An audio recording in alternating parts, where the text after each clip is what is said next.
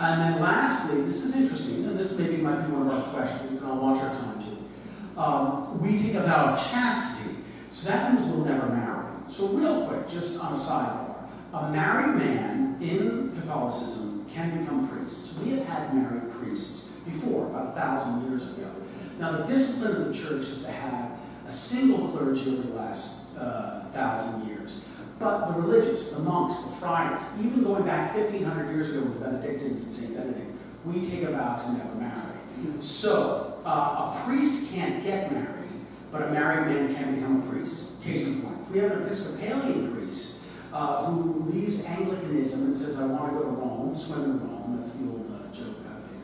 And let's say he was serving at St. Mark's Episcopal Church in Tuckahoe, New York, and he got married, before he was ordained, and he has 4 kids. But we will ordain him as a Roman Catholic priest, and he'll say, remember, we don't tell him to leave his wife or stop being with his kids. So the discipline of the church is to have a celibate clergy, but there are priests in the church who take a vow of chastity. So if the discipline ever changes, that would be for your local parish priest, Father Bod at St. Hilary's in Trenton, New Jersey.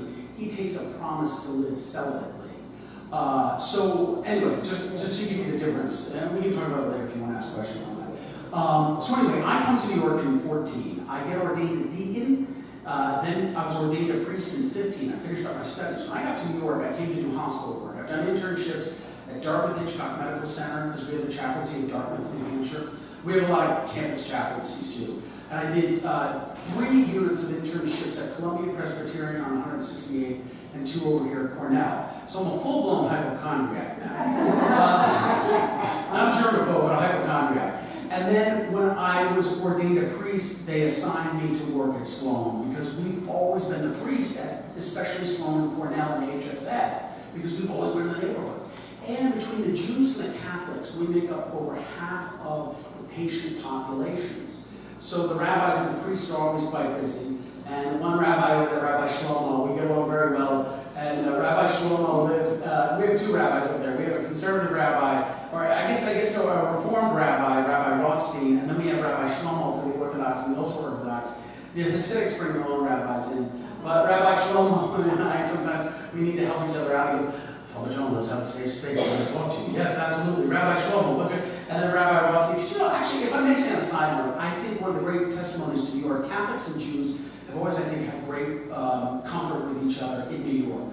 Look at Mayor Koch and Cardinal O'Connor got along famously. They wrote a book together, His Eminence and His Honor, if you remember that, and they traveled the Holy Land together. So there's always been a warm, I think, at least in my little Jersey, New York, and now experience as a priest. So I get to New York, and we had already begun to do radio in 2006 at Sirius XM satellite radio. Satellite radio is all across the country. And they had already had Friars doing a show. So when I came to New York, they said, could you do the radio show? So 1 hour a week now on Fridays. It goes all over the country. We have 30 million subscribers. I do an hour on the Catholic channel. So it's been a nice way to kind of come full circle with my experience in radio. Now we're not doing too much musical stuff.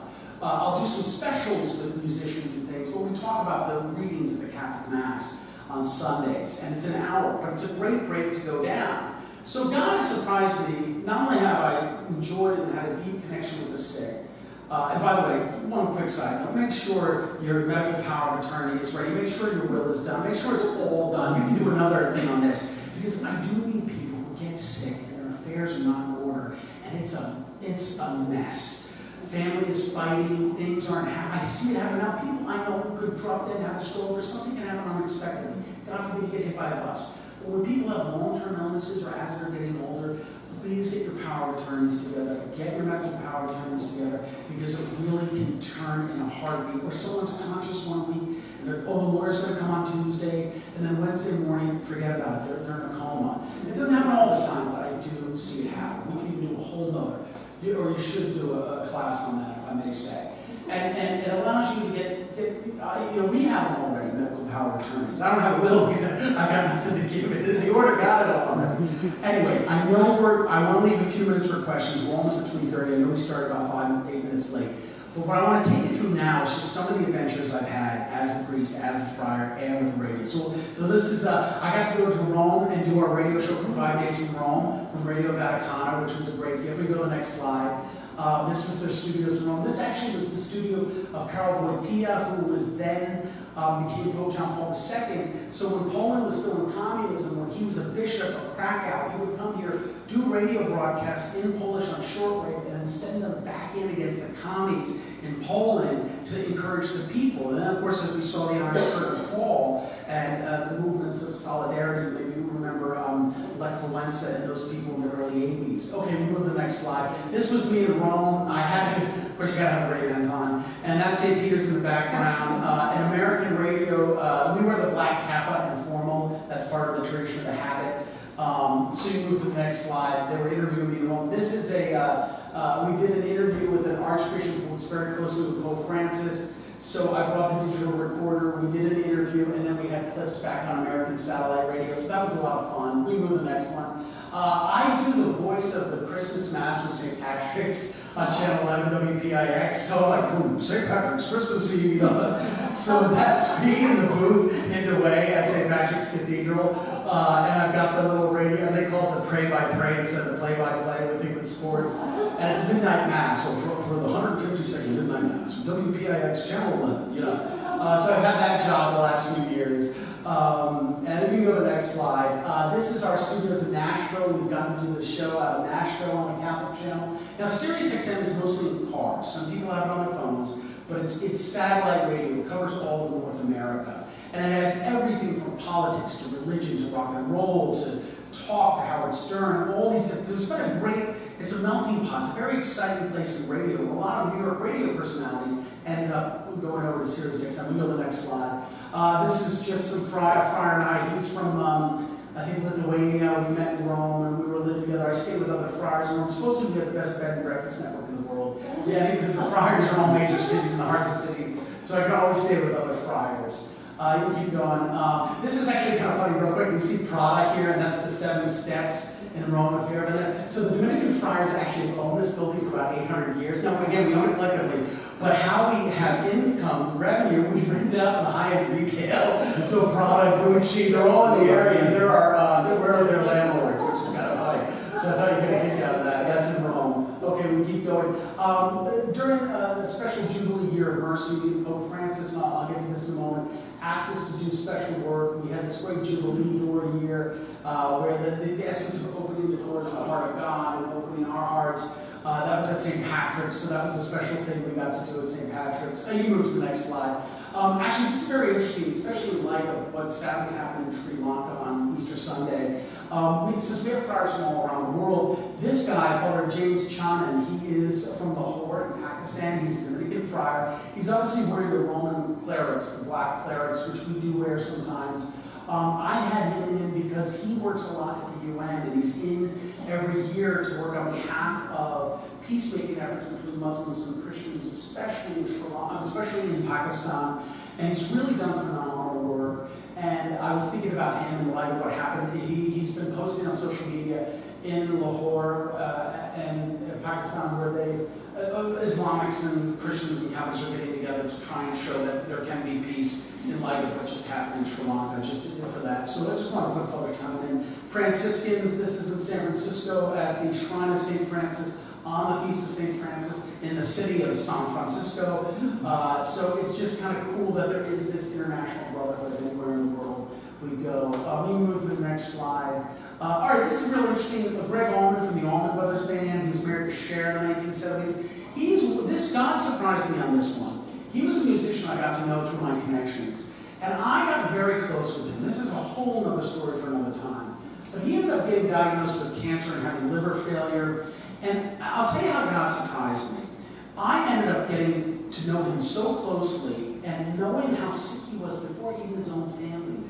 And his personal assistant, his manager, used to call me. We would just talk about life and, just dealing with the ups and downs. And I'll tell you, when you're famous, it is lonely at the top. There's not a lot of people. And I have nothing. I don't want anything from these people. I'm not looking for a paycheck. I'm just accompanying them how God has put me in their lives. And he was one of them. And this is a picture at some kind of award. I ended up giving him this medal. It's called the Miraculous Medal. And he loved wearing it. And he felt, it's a Catholic medal. I'll tell you that more some other time. But it was just, God has surprised me with these famous musicians who worked with Bill Graham and worked with Scott Moody, did all these things. Now that God had allowed me to walk into a few of their lives and just accompany them, however they needed. It's been a great honor.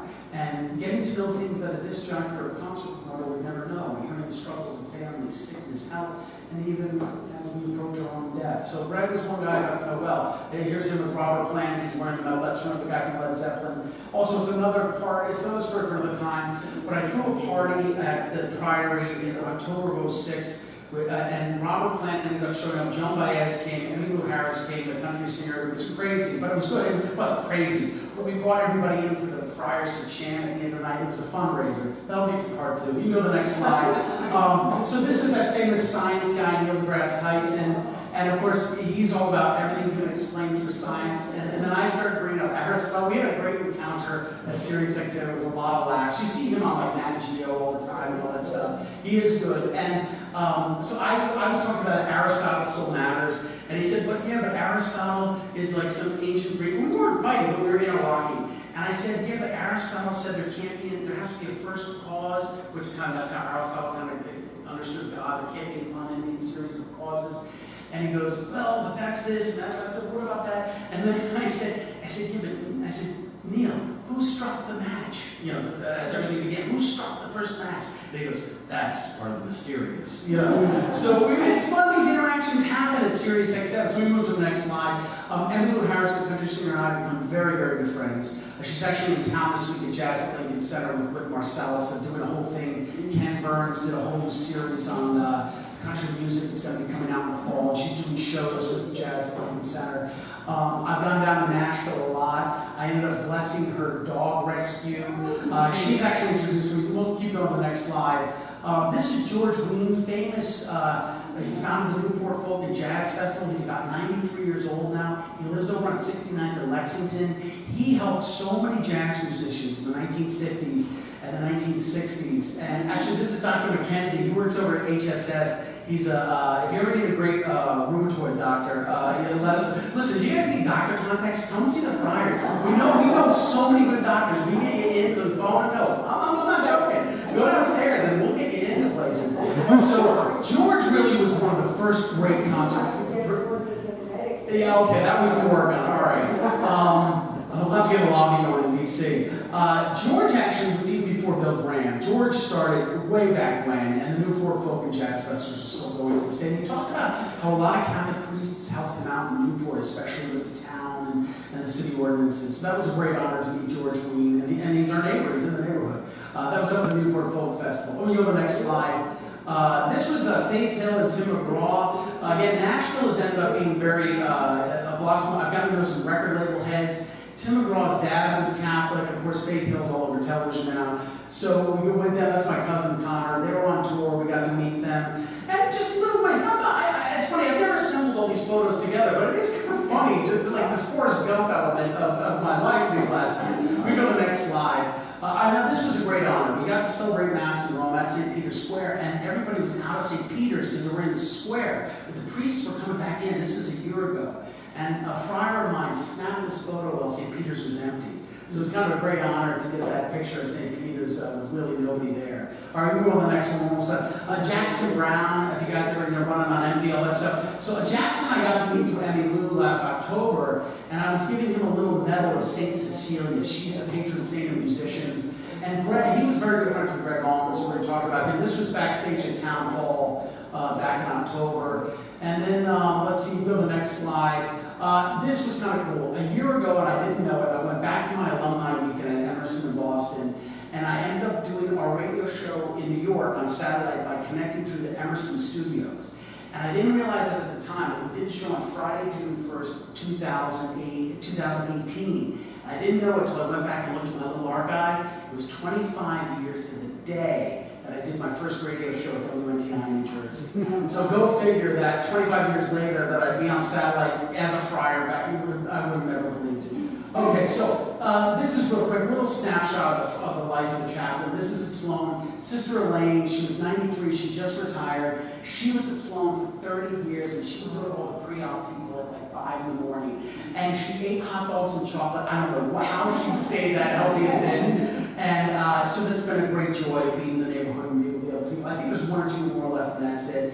My sisters and I still get to stay very close to my family. We went to go see Tosca at the Met, which was a great joy just a couple of weeks ago. So even as a friar, we still get to have a fun life and you know, get to be close to our families and be human, because we are human, you know. We have to be prudent, and we've seen a lot of imprudence in the clergy in the last 2 decades.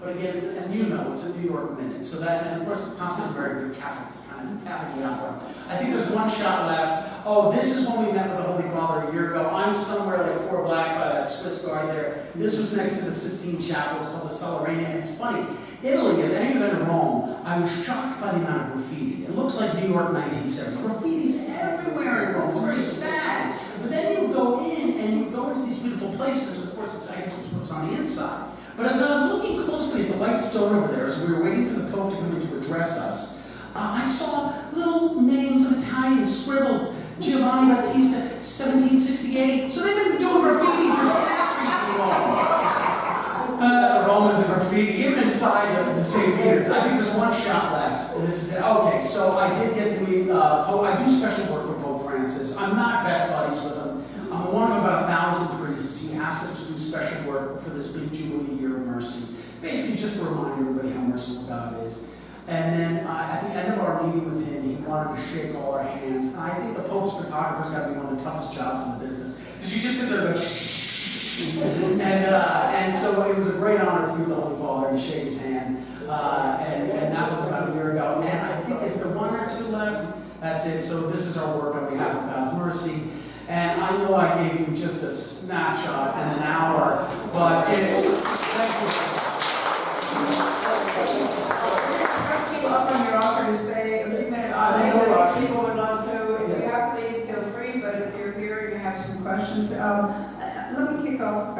Sure. I think when people do a major change in their life, they're moving towards something. They're also moving away from something. Have you reached a point where you're just fed up with a life of sex, drugs, rock and roll? Just not saying you know. No, but I understand. Those are the circles I ran. Yeah. I did not fed up. But I do, and actually I'll tell you, to answer the question, it wasn't that, but I said the word maturing. I do believe young men are maturing later. I really do. I mean, the guys of the Grace generation at 21 were on the beaches of Normandy. And even though I think you never know in a time of crisis how people will blossom, we've seen that time and time again for the good, I do believe we're maturing and we're having a post-college kind of lack of growing up for multiple factors. And especially the men. I can't tell you the amount of great, wonderful women I meet as a priest between the ages of maybe 25 and 40, where I say, Father, I'm sorry, all the guys are stuck in the bars at 2nd Avenue, still playing video games. I mean, so I think for me, it wasn't that I was fed up, it was that I just had this deep sense of ownership of my adult life in my faith, obviously, and that's what opened the door, if I may answer the question that way. Okay. Yes? About your Oh, sure, please take the mic. And again, if anyone has to leave, no problem. If you ever want to stop me in the hole, that's fine too, no problem. I know I ran a little later, yeah. Yes? When you spoke about poverty, what happens if your parents were to leave you a cabin in the woods? Yes. So, okay, 2 things. The friars could say, hey, we're going to hold on to this, and we're going to use it as a little getaway for all the friars in our province. Or we would decide to sell it and just put it into our overall economics, to pay for our food and clothing and shelter, and also I have the right to give some of it away. So if it's left in my name, I can go to my friars and say, I'd like 30% of this if you guys are cool with it to go to Mother Teresa's women in Calcutta or something like that. But you can't give it to another person. No, but I'm not allowed to be an executor. I only rarely would I be allowed to be an executor of a will. I have to have very special permission, yeah. So my sister, actually this is interesting, I am my mother's executor right now, and I'm going to have to I was thinking about this the other day, because we drafted a will several years ago, and I'm probably going to have to get one of my sisters. I should be preaching myself now, go get my mother's affairs. Her affairs are in order, but I do have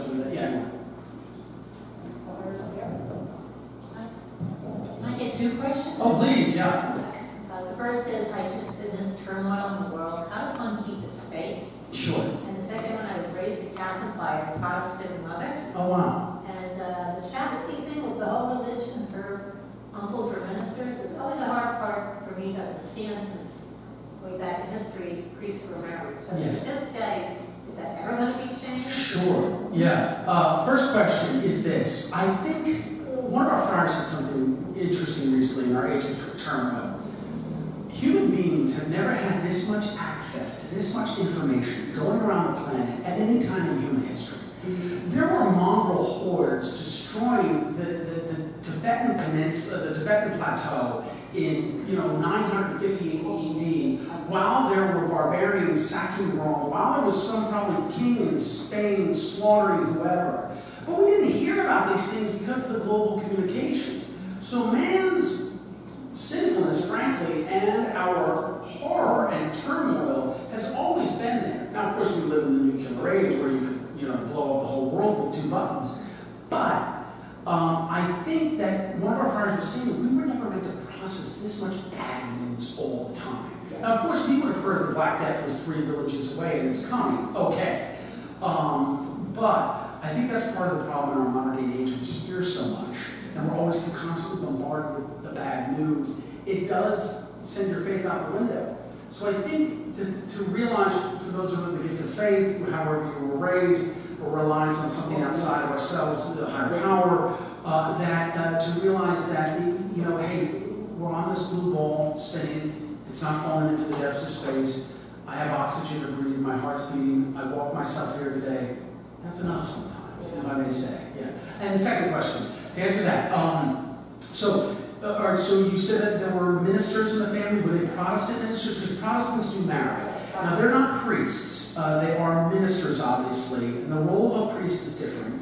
And so as we